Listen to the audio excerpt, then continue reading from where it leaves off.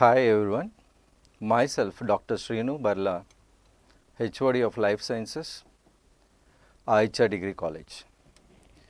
మనము ప్రతిరోజు లేచిన దగ్గర నుంచి రాత్రి పడుకునే వరకు ఒక చిన్న సూక్ష్మజీవితో మనము సహవాసం చేస్తున్నాం.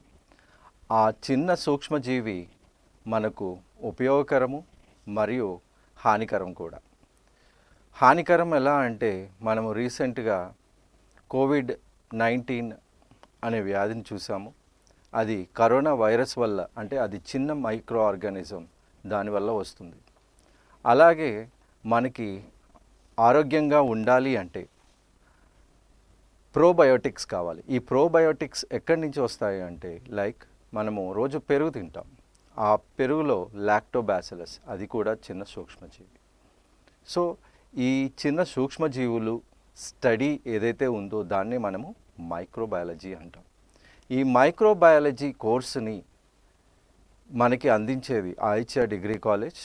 ఈ ఆయిచా డిగ్రీ కాలేజ్లో ఈ మైక్రోబయాలజీ బిఎస్సి కోర్స్ చేయాలి అంటే ఏమి అర్హతలు ఉండాలి అంటే ఇంటర్లో బైపీసీ చేసి ఉండాలి, లేదా వొకేషనల్ కోర్సెస్ అనేవి చేసి ఉండాలి. డిగ్రీ అడ్మిషన్ తీసుకున్న తర్వాత ఆయిచాలో దానికి సంబంధించిన ఎక్విప్మెంట్ కానీ, లేదా డాక్టర్స్ అంటే డాక్టరేట్లు కలిగిన అధ్యాపకులచే శిక్షణ కానీ, లేదా ఉన్నత శిక్షణ కోసం industrial visits and industrial projects ఇందులో చేయబడును. ఈ డిగ్రీ జరిగిన తర్వాత రీసెర్చ్ వైపు వెళ్ళాలి అన్నా, లేదా జాబ్ ఆపర్చునిటీస్ వెళ్ళాలి అన్నా, అది ఏ విధంగా వెళ్ళాలి అనేది ఇప్పుడు నేను మీకు వివరిస్తాను. రీసెర్చ్ వైపు వెళ్ళాలి అంటే కేంద్ర రాష్ట్ర ప్రభుత్వాలు ఏవైతే పీజీ సెట్ లేదా సియు సెట్ ఎగ్జామ్స్ రాసి అర్హత పొంది ఎంఎస్సి అర్హత పొందిన తర్వాత సిఎస్ఐఆర్ నెట్ అనేది రాసిన తర్వాత మనము కేంద్ర ప్రభుత్వంచే నిర్వహించబడుతున్న కొన్ని సంస్థలు సిసిఎంబి, ఎన్ఐఎన్, ఐఐసిటి ఇలాంటి కేంద్ర సంస్థల్లో పిహెచ్డి చేయడానికి అర్హులవుతారు. ఈ పిహెచ్డి చేసినప్పుడు నెలకి 38,000 జీతము, అంటే 38,000 స్టైఫండ్ రూపంలో వస్తుంది.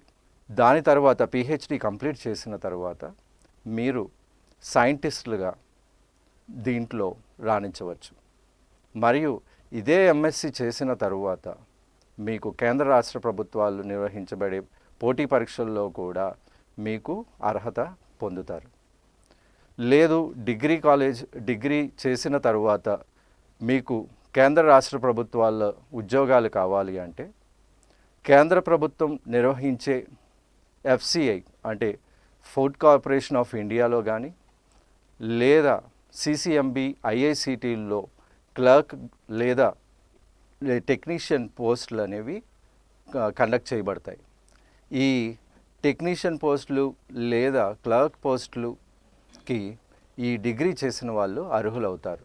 మళ్ళా రాష్ట్ర ప్రభుత్వంలో నిర్వహించబడే ఎగ్జామ్స్ ఫారెన్సిక్ సైన్స్లో కానీ, లేదా ఎనీ ల్యాబొరేటరీస్ అంటే గవర్నమెంట్ హాస్పిటల్ ల్యాబొరేటరీస్లో కూడా ఈ మైక్రోబయాలజిస్ట్ అవసరం. ప్రైవేటు ఉద్యోగాలు కూడా, అంటే మీరు ఏ ఫార్మా కంపెనీకి వెళ్ళినా కూడా మైక్రోబయాలజిస్ట్ లేకుండా ఏ ఫార్మా కంపెనీ అనేది రాదు. అంటే క్యూఏ, క్యూసీల్లో ఈ మైక్రోబయాలజిస్ట్ అనేది కంపల్సరీగా ఉండాలి. మీరు తాగే వాటర్ ఏదైతే ఉందో అది మైక్రోబయాలజిస్ట్ అనేది వాడు సర్టిఫికేట్ ఇస్తేనే కానీ అది తాగడానికి వీల్లేదు.